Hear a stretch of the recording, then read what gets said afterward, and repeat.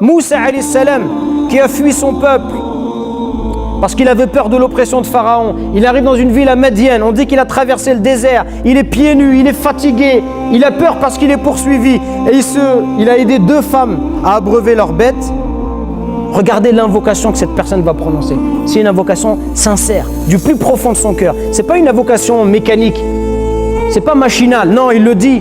Il dit « Rabbi inni lima anzalta ilayya min khayrin faqir » Oh Allah, j'ai besoin du bien que tu vas faire descendre sur moi. Il n'a pas dit quel bien, il n'a pas dit donne-moi une femme, un travail. Il a dit Ya Rabbi, j'ai besoin du bien. Allah choisit pour moi, mais fais descendre le bien. Allah, il lui a tout donné.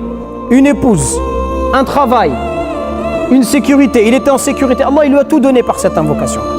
Donc, les invocations, on les fait.